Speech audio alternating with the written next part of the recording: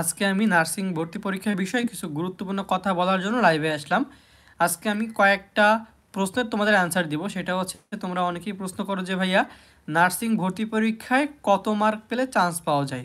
সেটা হতে পারে diploma in nursing science and midwifery এই কোর্সের জন্য, অথবা ডিপ্লোমা ইন মিডওয়াইফারি, অথবা বিএসসি ইন নার্সিং। আমরা জানি যে নার্সিংয়ে কিন্তু অনেকগুলো কোর্স রয়েছে, সেটা আমি একটু আগে বললাম 3টা কোর্স রয়েছে।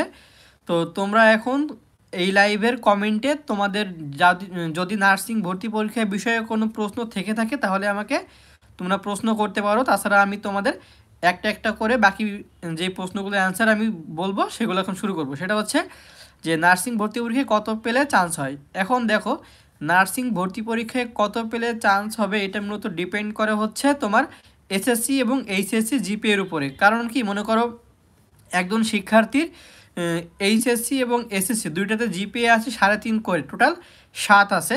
আবার মনে করো আরেকজন শিক্ষার্থীর এসএসসি এবং এইচএসসিতে 4.5 করে, টোটাল তোমার হচ্ছে 9 জিপিএ আছে 10-এর মধ্যে। এখন তাহলে ধরেই নেওয়া যায় যে দুইজন শিক্ষার্থী যদি পরীক্ষায় 80 মার্ক পায়, বা নার্সিং ভর্তি পরীক্ষার এমসিকিউ পরীক্ষাতে যদি দুইজনেই 80 মার্ক ক্যারি করতে পারে, তাহলে কিন্তু দেখো একই মার্ক পেয়েও যার জিপিএ কম সে কিন্তু চান্স পাবে না। তার মানে নার্সিং ভর্তি পরীক্ষায় কত পেলে চান্স হবে এর পিছনে একটা গুরুত্বপূর্ণ ভূমিকা পালন করে তোমার এসএসসি এবং এইচএসসি এর জিপিএ। যদি তোমার এসএসসি এবং এইচএসসি এর জিপিএ আগে থেকেই কম থাকে তাহলে কিন্তু তোমার চান্স পাওয়ার সম্ভাবনা কিন্তু একটু হলেও কমে যায়। এবং যাদের নার্সিং ভর্তি পরীক্ষা যারা দিবে তোমরা, তাদের মধ্যে যাদের জিপিএ ভালো আছে, অর্থাৎ যাদের এসএসসি এবং এইচএসসি এই দুইটা পরীক্ষার জিপিএ ভালো আছে, তাদের জন্য কিন্তু নার্সিংয়ে চান্স পাওয়াটা একটু হলেও ইজি। কারণ তারা যদি নার্সিং ভর্তি পরীক্ষায় ন্যূনতম 70 মার্ক অর্জন করতে পারে তাহলে কিন্তু তারা একটা চান্স পাওয়ার সম্ভাবনা থাকে। তো তোমরা আশা করি বুঝতে পারছো যে নার্সিং ভর্তি পরীক্ষায় চান্স পেতে গেলে তোমার এসএসসি এবং এইচএসসি এর জিপিএ কতটা গুরুত্বপূর্ণ। তারপরও যদি আমি একটা অ্যাভারেজ মান বলতে চাই যা হলে তুমি নার্সিংয়ে চান্স পেতে পারো, সেটা হচ্ছে কমপক্ষে 70 বা 70+ পেলে তোমার জন্য নার্সিং ভর্তি পরীক্ষায় চান্স পাওয়া ইজি হবে। কিন্তু তুমি যদি 65 পাও বা 60 পাও, 60 পেলে নার্সিংয়ে চান্স পাওয়াটা একটু টাফ, বা আমি বলতে পারি চান্স হয় না।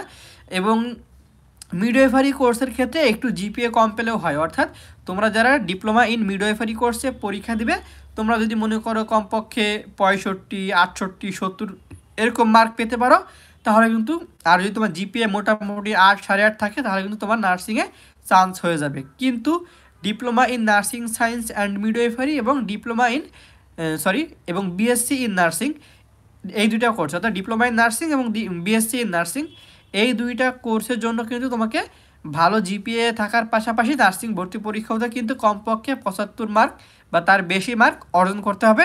এবং ছেলেদের ক্ষেত্রে কিন্তু আরও বেশি মার্ক তাকে অর্জন করতে হবে, সেটা হতে পারে কমপক্ষে 80 বা 85 এমন। যদি কোনো ছেলে 80 থেকে 85 এর ভিতরে মার্ক পেতে পারে নার্সিং ভর্তি পরীক্ষায় এবং তার জিপিএ যদি 8.5+ থাকে, তাহলে আশা করা যায় যে সে নার্সিংয়ে চান্স পেতে পারে। তো আশা করি তোমরা বুঝতে পারছো। এখন যদি তোমাদের কোনো কমেন্ট থাকে নার্সিং ভর্তি পরীক্ষা বিষয়ে, বা যদি তোমরা কোনো প্রশ্ন করতে চাও তাহলে করতে পারো। আমি একটু তোমাদের টাইম দিচ্ছি, যদি তোমাদের নার্সিং ভর্তি পরীক্ষা বিষয়ে কোনো প্রশ্ন থেকে থাকে তাহলে আমাকে কমেন্ট করে জানাতে পারো। আমি